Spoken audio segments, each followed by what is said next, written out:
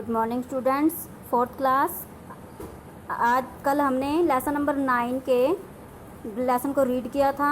उसके शब्दार्थ, श्रुतलेख और मौखिक प्रश्न किए थे। आज हम उसका अभ्यास करेंगे। अभ्यास की फर्स्ट एक्सरसाइज है, सही उत्तर पर सही का निशान लगाइए। अपने परिवार की दुर्दशा के लिए दोषी मानते थे वह बच्चों को, पत्नी को, स्वयं को। तो आंसर आएगा स्वयं को। नेक्स्ट है, उनके मन में डैश करने का विचार आया। फर्स्ट ऑप्शन है मेहनत, तपस्या, आत्महत्या। तो उसका आंसर क्या आएगा? आत्महत्या। तो हम चिन्ह लगाएंगे आत्महत्या पर। सुदामा के मित्र को भेंट करने को दिए आलू, चावल, दाल। तो सही आंसर इसका क्या आएगा? चावल। सुदामा मिलने गए राम से, लक्ष्मण से, कृष्ण से। किससे मिलने गए थे सुदामा? कृष्ण से। तो सही का निशान कहाँ आएगा? कृष्ण से। नेक्स्ट टॉपिक है हमारा, रिक्त स्थान भरिए। सुदामा के मन में डैश करने का विचार आया। आत्महत्या। क्या करने का विचार आया? आत्महत्या। श्री कृष्ण बहुत डैश हैं, दयावान हैं, इसलिए वे हमारी डैश अवश्य करेंगे सहायता। श्री कृष्ण बहुत दयावान हैं, इसलिए वे हमारी सहायता अवश्य करेंगे। थर्ड है, मित्रता में किसी प्रकार का डैश नहीं होता, भेदभाव। फोर्थ, उन्होंने जैसे ही सुदामा का नाम सुना उनकी खुशी का ठिकाना ना रहा। खुशी का ठिकाना ना रहा। फिफ्थ, सुदामा एक डैश ब्राह्मण थे। सुदामा एक गरीब ब्राह्मण थे। नेक्स्ट एक्सरसाइज है हमारी, निम्नलिखित कथनों के सामने सत्य और असत्य लिखिए। फर्स्ट है, सुदामा जी अपने परिवार की दुर्दशा के लिए अपनी पत्नी को दोषी मानते थे। असत्य, वो अपनी पत्नी को नहीं, खुद को दोषी मानते थे। सुदामा जी ने कृष्ण के पास जाने को मना कर दिया।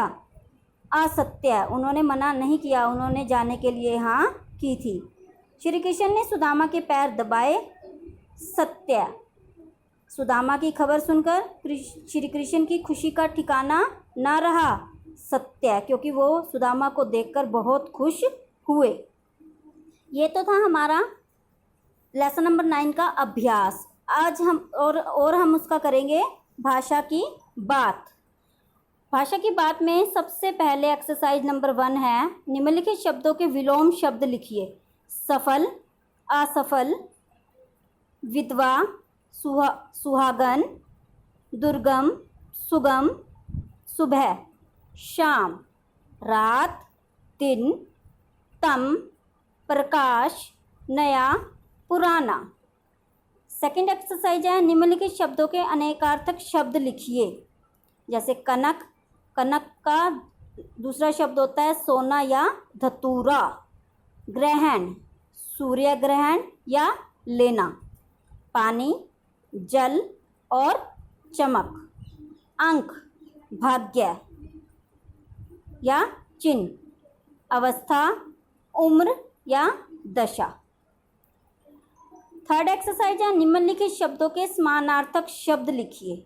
समानार्थक जिसके समान अर्थ होते हैं। धरती, पृथ्वी, भू। माँ, माता, जननी, पुत्री, बेटी, सुता। पानी, जल, नीर, पुत्र, बेटा, वत्स। उसकी अगली एक्सरसाइज है, निम्नलिखित शब्दों के वाक्य प्रयोग कीजिए। मित्र, श्री कृष्ण सुदामा के सच्चे मित्र थे। परिवार, सुदामा का परिवार गरीबी में रह रहा था। जीवन, सुदामा का जीवन बहुत कठिन बीत रहा था। गुजारा, सुदामा के घर का गुजारा नहीं चल पा रहा था। दुर्दशा, श्री कृष्ण ने सुदामा से उनकी दुर्दशा का हल पूछा। अगर ये वाक्य आप ना लिखना चाहें तो इसकी जगह और वाक्य भी बनाकर लिख सकते हैं।